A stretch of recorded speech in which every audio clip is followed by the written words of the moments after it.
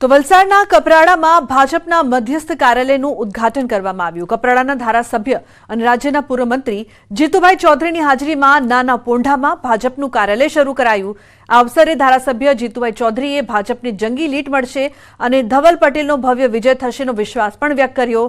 આદિવાસી વિસ્તારોમાં ઘર ઘર જઈને પ્રચાર માટેની ભાજપે રણનીતિ ઘડી છે, જે મુજબ આદિવાસી વિસ્તારોમાં ચૂંટણી કાર્યાલયો શરૂ થઈ રહ્યા છે। हमारा भारतीय जनता पार्टी एक एक कार्यकर ये शक्ति केन्द्र प्रमुख हो, तालुका पंचायत सभ्य हो, जिला पंचायत सभ्य हो, सरपंच हो, आगेवान हो, संगठन हो, पेज समिति प्रमुख हो, बूथ प्रमुख हो, दरेक कार्यकरो मेहनत करी रह्या छे। एमां और वधारे मेहनत करीने अने संयुक्त साथे मळीने अमे सौ कार्यकरो आगेवानो काम करी रह्या छे। तो कांग्रेस प्रदेश प्रमुख शक्तिसिंह गोहिले परसोत्तम रूपाला पर शाब्दिक प्रहारो कर्या। सूरतना कामरेजमां जनसंपर्क सभाने संबोधता तेमणे आ प्रहारो कर्या।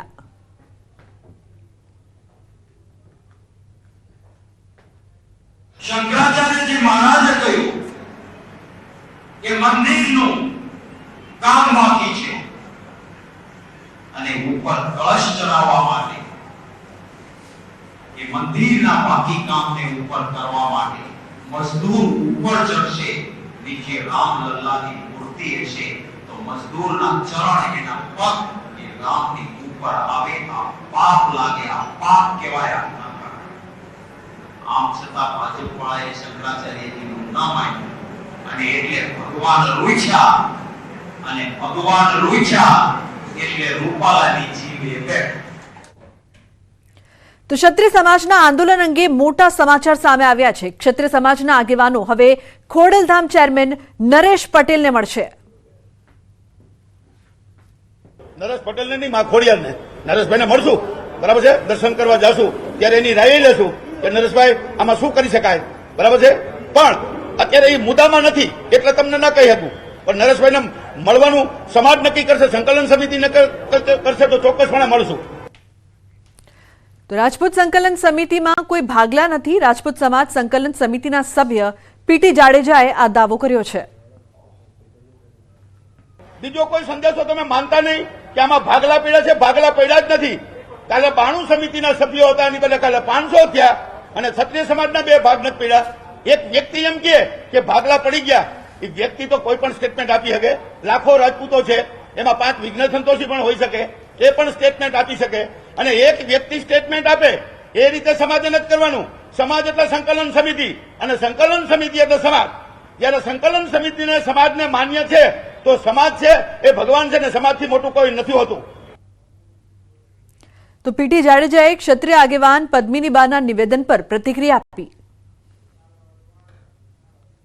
પદ્મિનીબા કદાચ બોલ્યા હોય તો એનું વ્યક્તિગત નિવેદન હશે। પદ્મિનીબા સામેથી આવે કે મને આમાં તમે રાખો तो वांधो न होय, पण एवी रीते क्यारेय नथी आव्या। जो गईकाले आव्या घणीवार व्यक्तिगत बाबत पण होय छे, एवुं नथी। ई बी टीम ने सी टीम ने ई टीम नी शुं ई पेला तो मने नथी समजातुं। आ तो मन गणत वातुं छे। अरे हजी तो एबीसीडी ई सुधी पहोंची जाय, डबलामां घी सुधी पहोंची जाय। साथे युवराजसिंह जाडेजाना निवेदन पर पण बोल्या पीटी जाडेजा। युवराजसिंहनुं निवेदन व्यक्तिगत निवेदन छे, एक कोर कमिटी में नहीं अने संकलन समिति में पण नहीं अने राजकीय माणस छे, राजकीय स्टेटमेंट कई पण आपी सके। अमारी जे संस्था छे एमां एक पण राजकीय माणस होय तो बतावो। राजकोट में राजपूत संकलन समिति की पत्रकार परिषद योजाई हती, जेमां जाडेजाए आंदोलननी रणनीतिने लईने वात करी हती। 8 जिल्लामां तो अमे तमने छाती ठोकीने कही हकी के ज्यां 3-3 लाख उपर मैं जेम कीधुं आनंदमां 6 लाख छे, बराबर छे। एमां 8 सीट पर अमे चोक्कसपणे हार आपी शकशुं। तो अमदावाद पूर्व और पश्चिमनी लोकसभानी बैठक पर नामांकन प्रक्रिया पूर्ण थई छे। अमदावाद पूर्व बैठक 35 उम्मीदवारोए कुल 44 फॉर्म भर्या, ज्यारे अमदावाद पश्चिम बैठक पर 12 उम्मीदवारोए 19 फॉर्म भर्या छे। भाजप और कांग्रेस पक्षे बंने बैठक पर 2 उम्मीदवारोए फॉर्म भर्या हता। अन्य पार्टी तेमज अपक्ष फॉर्म पण भराया हता। તારીખ 12મીથી લઈને 19મી સુધી જે નામાંકન પ્રક્રિયા હતી એ પૂર્ણ થયેલી છે. આમાં કુલ જોઈએ તો 7 અમદાવાદ પૂર્વ પર 35 ઉમેદવારોએ કુલ 44 ફોર્મ ભર્યા છે અને 8 અમદાવાદ પશ્ચિમ જે છે એમાં 12 ઉમેદવારોએ કુલ 19 ફોર્મ ભર્યા છે. તો ગુજરાતવાસીઓ ફરી ગરમીમાં શેકાવા માટે રહેજો તૈયાર. હવામાન વિભાગની આગાહી આગામી 3 દિવસ તાપમાન રહેશે યથાવત. 3 દિવસ બાદ ફરી 2 થી 3 ડિગ્રી તાપમાન વધશે, જ્યારે 3 દિવસ બાદ ફરી ગરમીનું જોર પણ વધશે.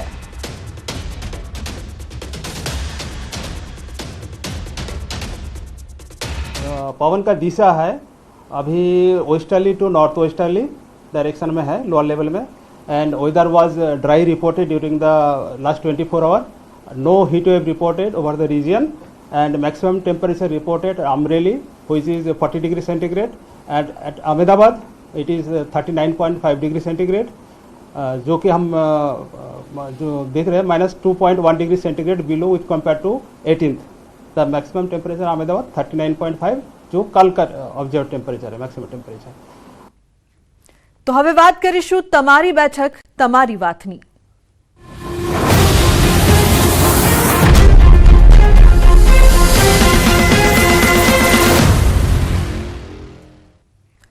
ગુજરાતમાં ગરમીની સાથે સાથે રાજકીય પારો પણ ગરમાઈ ગયો છે, ત્યારે મતદાનને લઈને પણ લોકોમાં ઉત્સાહ આસમાને છે.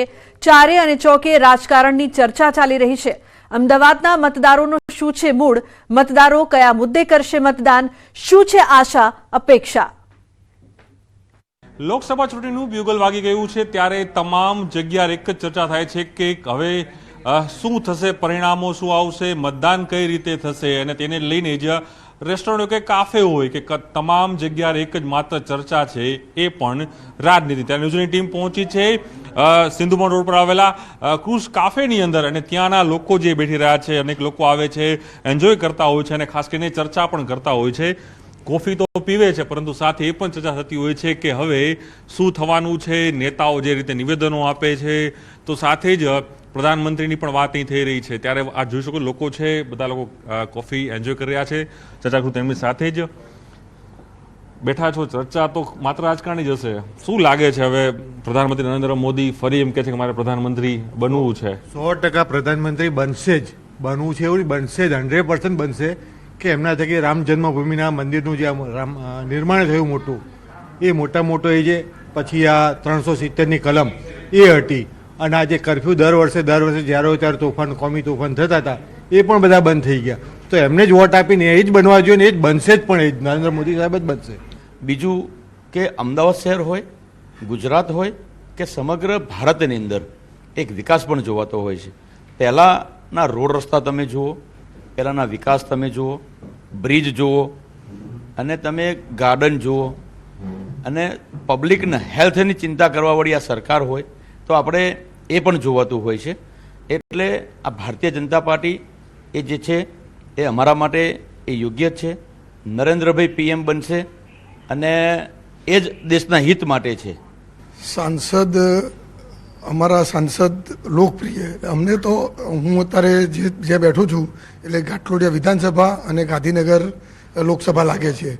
એટલે અમારા જે લોકસભાના નેતા છે એ તો અત્યારે અમારા માટે નહીં, દેશ માટે પણ એટલા મહત્ત્વના છે કે એમના માટે અમે કંઈ બોલીશું તે ઓછું પડશે.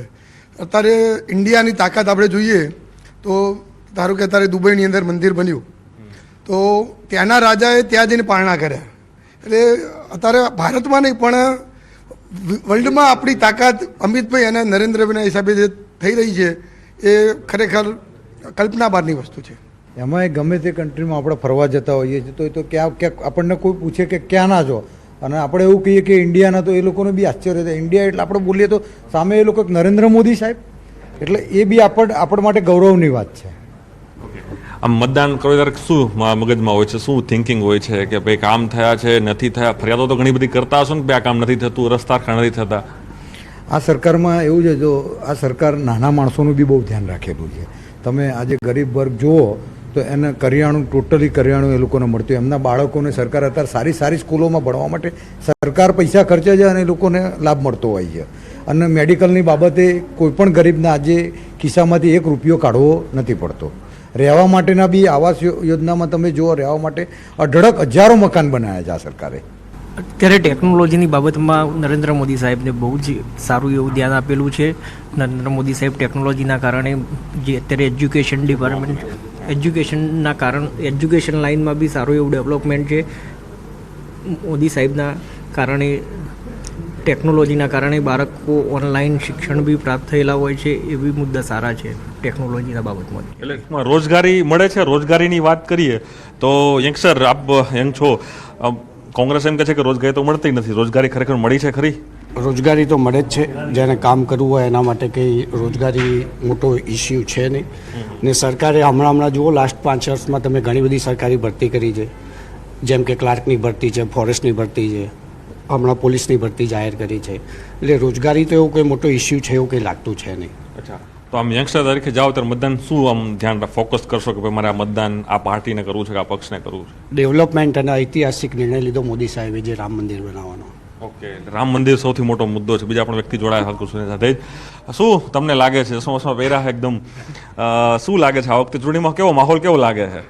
માહોલ સારો લાગે છે અને બીજેપીની 400 ઉપર સીટો આવે એવું લાગે છે. આજે તમે ભણેલા હો કે અભણ હો, તમને કામ કરવા માટેની ઈચ્છા હોય ને તો સર તમે કામ કરી જ લેશો. સરકાર સારું કામ કરે છે, ભાજપ સરકાર ડેફિનેટ કરે છે સર. આજે ઓલ ઓવર ધી વર્લ્ડ, હું ખાલી એક ઇન્ડિયા નહીં, ઓલ ઓવર ધી વર્લ્ડમાં આજે ડંકો વાગે છે. આ પહેલાં એવું હતું કે ભાઈ લોકો આગળ ચાલતા હતા, આપણા પ્રેસિડેન્ટ પાછળ ચાલતા હતા, પ્રાઇમ મિનિસ્ટર પાછળ ચાલતા. આજે પ્રાઇમ મિનિસ્ટર આગળ છે ને લોકો પાછળ ચાલે છે. અમેરિકાના પ્રેસિડેન્ટ તમને સામેથી મળવા માટે આવે છે પ્રાઇમ મિનિસ્ટરને. આજે આટલા બધા બ્રિજીસ થયા, આજે એરપોર્ટ જે હતા એ ડબલ ક્વોન્ટિટીમાં એરપોર્ટ્સ થયા, એમ્સની ડબલ ક્વોન્ટિટી થઈ ગઈ. તમે બતાવો જે 60 યર્સ 70 યર્સનો જે પેરામીટર જે હતો કોંગ્રેસનો, એટલા ટાઈમમાં કેટલું થયું ને અત્યારે કેટલું થયું? तो नरेंद्र मोदी एक कॉन्फिडेंस होते हैं. जैसे आज के टाइम पे क्या होता है कि कोई भी जो हमारा लीडर रहता है उसके ऊपर अगर हमारा भरोसा रहता है तो हम पीछे से सीना चौड़ा करके उसके पीछे चलते हैं. तो वो आज के टाइम पे नरेंद्र मोदी हो चुके हैं, उनके पीछे इसी वजह से सारी जनता है. આ છે તમામ લોકોનો મિજાજ. કોફી હોય, રેસ્ટોરન્ટ હોય કે તમે કોઈ પણ જગ્યાએ જાઓ, માત્ર એક મિજાજ છે. રાજકીય ચર્ચાઓ, એક તરફ ગરમીનો પારો તો બીજી તરફ રાજનીતિનો પણ પારો સતત અપ થઈ રહ્યો છે. લોકો ઓપિનિયન પણ પોતપોતાના છે અહીં આપી રહ્યા છે. ફરી વખત કહી રહ્યા છે કે મોદી સરકાર ફરી વખત, એટલે ત્રીજી વખત મોદી સરકાર જ આવશે. કેમેરામેન શર્મા સાથે પ્રણવ પટેલ, ન્યૂઝ 18 અમદાવાદ. તો બ્રેક પહેલા નજર કરી લઈએ મહત્વપૂર્ણ ટોપ 3 ન્યૂઝ પર. મહેસાણામાં કોંગ્રેસ ઉમેદવાર રામજી ઠાકોર દેખાયા. ભુવાજીના આશીર્વાદ દેતા તો તેમને વોટ આપવા સંકલ્પ લેતા ચિત્રોડીપુરાના ગ્રામજનો નજરે પડ્યા. દ્વારકામાં રૂક્ષ્મણી વિવાહનું આયોજન. રૂક્ષ્મણી મંદિરે 56 ભોગ મનોરથ યોજાશે. ભક્તિમય માહોલમાં વિવાહની ઉજવણી.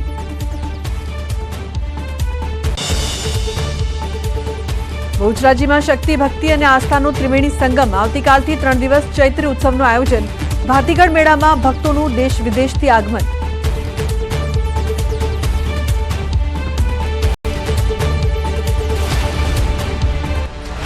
મહત્વપૂર્ણ સમાચાર સામે આવી રહ્યા છે તેના પર નજર કરીએ. સુરત લોકસભા કોંગ્રેસ ઉમેદવાર નિલેશ કુંભાણીના ફોર્મને લઈને વાંધો નોંધાવાયો છે. ભાજપ ઉમેદવાર મુકેશ દલાલના ચૂંટણી એજન્ટ દિનેશભાઈ જોધાણી દ્વારા વાંધો ઉઠાવવામાં આવ્યો છે. કોંગ્રેસ ઉમેદવાર નિલેશ કુંભાણીના ટેકેદારો યોગ્ય નહીં હોવાનો વાંધો ઉઠાવવામાં આવ્યો છે. મહત્વપૂર્ણ સમાચાર સામે આવી રહ્યા છે. સુરત ચૂંટણી કમિશનરને ફરિયાદ કરવામાં આવી છે. હાલ ચૂંટણી કમિશનર કચેરી ખાતે ફોર્મ ચકાસણી પણ શરૂ થઈ ગઈ છે. ભાજપ અને કોંગ્રેસ બંને પાર્ટીના લીગલ સેલના વકીલો ફોર્મ ચકાસણીમાં ઉપસ્થિત છે. તો મહત્વપૂર્ણ સમાચાર સામે આવી રહ્યા છે. કોંગ્રેસ ઉમેદવાર નિલેશ કુંભાણીના ફોર્મને લઈને વાંધો ઉઠાવવામાં આવ્યો છે, જે બાદ ચકચાર. ચૂંટણી એજન્ટ દિનેશભાઈ જોધાણી દ્વારા વાંધો ઉઠાવવામાં આવ્યો છે અને હવે તેને લઈને તપાસ કરવામાં આવી રહી છે. કુંભાણીના ટેકેદારો યોગ્ય નહીં હોવાની વાતને લઈને વાંધો ઉઠાવવામાં આવ્યો. ચૂંટણી કમિશનરને ફરિયાદ પણ કરવામાં આવી છે. હાલ ચૂંટણી કમિશનર કચેરી ખાતે ફોર્મની ચકાસણી પણ શરૂ કરી દેવામાં આવી છે. તો મહત્વપૂર્ણ સમાચાર સુરતથી સામે આવી રહ્યા છે. કોંગ્રેસ ઉમેદવારના ફોર્મને લઈને વાંધો ઉઠાવવામાં આવ્યો છે અને હવે આ મામલે અહીં તપાસ પણ કરવામાં આવી રહી છે. ફોર્મની ચકાસણી કરવામાં આવી રહી છે. કુંભાણીના જે ટેકેદારો છે તે યોગ્ય નથી, આ વાત કરવામાં આવી છે, જે બાદ સુરત ચૂંટણી કમિશનરને ફરિયાદ કરવામાં આવી છે. તો ટેકેદારો યોગ્ય નથી, આ મુદ્દો ઉઠાવવામાં આવ્યો છે, જે બાદ સુરત ચૂંટણી કમિશનરને પણ ફરિયાદ કરવામાં આવી છે અને હવે આ મામલે કાર્યવાહી કરવામાં આવી રહી છે. ફોર્મને લઈને જે વાંધો ઉઠાવવામાં આવ્યો છે તેની પણ તપાસ કરવામાં આવી રહી છે. ચૂંટણી એજન્ટ દિનેશભાઈ જોધાણી દ્વારા આ વાંધો ઉઠાવવામાં આવ્યો. કુંભાણીના જે ટેકેદારો છે તે યોગ્ય નથી તે વાત ઉઠાવવામાં આવી છે. સાથે સુરત ચૂંટણી કમિશનરને આ મામલે ફરિયાદ પણ કરવામાં આવી રહી છે. તો હાલ ચૂંટણી કમિશનર કચેરી ખાતે ફોર્મની ચકાસણી કરવામાં આવી રહી છે. જે વાતો કરવામાં આવી તેની પાછળ તથ્ય કેટલા છે, શું આજે વાંધો ઉઠાવવામાં આવ્યો છે તે સાચી વાત છે, જે વાંધો ઉઠાવવામાં આવ્યો તે અંગે પણ તપાસ કરવામાં આવી રહી છે. જેના માટે હાલ ફોર્મની ચકાસણી કરવામાં આવી રહી છે. ખરેખર ટેકેદારો યોગ્ય નથી કે કેમ તે અંગે પણ તપાસ થઈ રહી છે. સુરત ચૂંટણી કમિશનરને આ મામલે જ્યારે ફરિયાદ કરવામાં આવી ત્યારે હવે ચકચાર મચી છે. ભાજપ ઉમેદવાર મુકેશ દલાલ દ્વારા એજન્ટ દ્વારા વાંધો ઉઠાવવામાં આવ્યો છે. તો સુરત લોકસભા કોંગ્રેસના ઉમેદવાર નિલેશ કુંભાણીના ફોર્મને લઈને વાંધો ઉઠાવવામાં આવ્યો છે. કીર્તેશ લાઈવ જોડાયા છે વધુ માહિતી આપવા માટે. કીર્તેશ, મહત્વપૂર્ણ સમાચાર, ફોર્મને લઈને જે વાંધો ઉઠાવવામાં આવ્યો છે, શું અપડેટ્સ?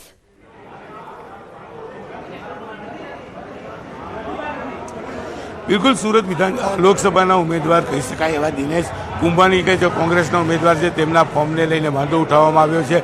ભાજપ દ્વારા જે વાંધો ઉઠાવવામાં આવ્યો છે કે તેમની સહી કહી શકાય કે ફરજી છે, જેને લઈને આ વાંધો ઉઠાવવામાં આવ્યો છે. આપણી સાથે કોંગ્રેસના આગેવાનો છે, આપણે સીધા એમની સાથે વાત કરીશું. શું કહેવું છે, શું કહેશો ફોર્મને લઈને વિરોધ ઉઠાવવામાં આવ્યો છે? ઓપોઝિશન પાર્ટી બીજેપીએ અમારા ફોર્મ પર થોડું ઓબ્જેક્શન કર્યું હતું. એ ઓબ્જેક્શન બાબતમાં અમારી પાસે જવાબની માંગણી કરી છે. અમે થોડી વારમાં જવાબ આપી દઈશું. શું વાંધો ઉઠાવ્યો હતો? વાંધો હતો કે એમને એવું હતું કે આ વાંધો એટલે એક બે પોઈન્ટ પર વાંધો એમને ઉઠાવ્યો છે. એ અમારા એડવોકેટ પાસે છે. તેઓ હમણાં એની સ્ટડી કરી અને એનો યોગ્ય જવાબ હમણાં આપી દેશે.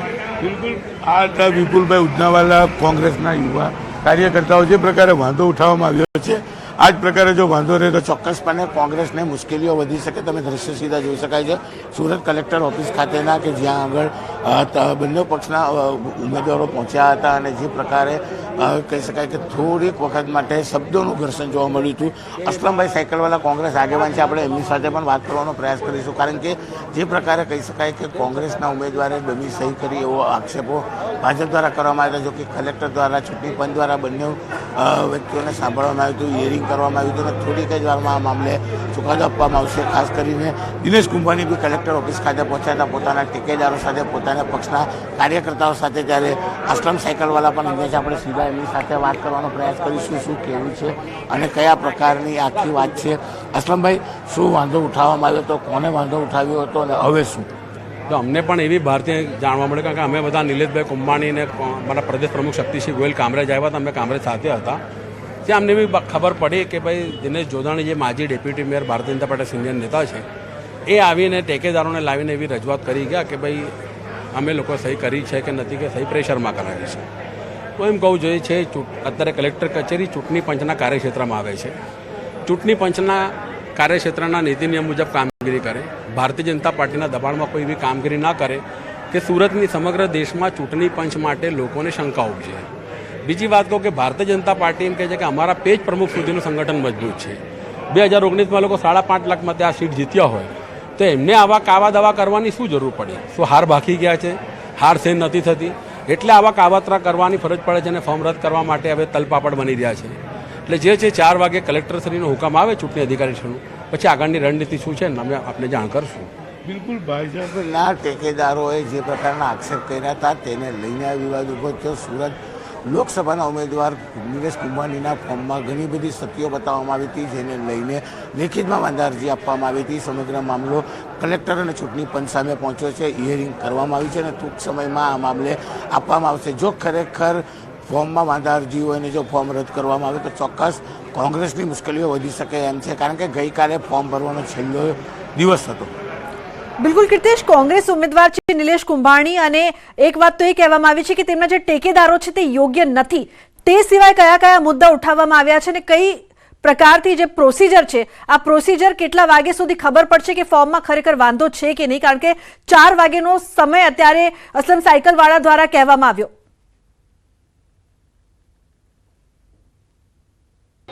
બિલકુલ, આ મામલે ભાજપના જે લોકોએ આવી બાબતે વાંધા અરજી ઉચકી છે અને ખાસ કરીને નિલેશ કુંભાણી પોતાના સમર્થકો ટેકેદારો સાથે અહીંયા આવી અને આ બાબતે કલેક્ટરશ્રીને રજૂઆત કરી ચૂક્યા છે. દ્રશ્ય જોઈ શકાય છે કલેક્ટર ઓફિસ. તો મહત્વપૂર્ણ સમાચાર જે પ્રકારથી સામે આવી રહ્યા છે, સુરતથી કોંગ્રેસ ઉમેદવાર નિલેશ કુંભાણીના ટેકેદારો યોગ્ય નહીં હોવાની વાતને કહીને તેમના ફોર્મમાં કેટલાક ક્ષતિ હોવાની વાત કરવામાં આવી છે, વાંધો ઉઠાવવામાં આવ્યો છે, બીજી પણ ઘણી બધી વાતો કરવામાં આવી છે, જે બાદ અત્યારે અસમંજસનો માહોલ કોંગ્રેસ માટે કહી શકાય કે માઠા સમાચાર સાબિત થશે જો ખરેખરમાં આ ફોર્મમાં ક્ષતિ છે તે વાતની સાબિતી થઈ જાય. હાલ સુરત ચૂંટણી કમિશનરને ફરિયાદ કરવામાં આવી છે, જે બાદ જે ફોર્મ છે તેની ચકાસણી કરવામાં આવી રહી છે. ચૂંટણી કમિશનર કચેરી ખાતે ફોર્મની ચકાસણી કરવામાં આવી રહી છે. કોંગ્રેસના જે ઉમેદવાર છે, કોંગ્રેસના જે કાર્યકર્તાઓ છે તે પણ ત્યાં ઉપસ્થિત છે, ભાજપના પણ ત્યાં કાર્યકર્તાઓ ઉપસ્થિત છે. ભાજપ ઉમેદવાર મુકેશ દલાલ દ્વારા વાંધો ઉઠાવવામાં આવ્યો છે.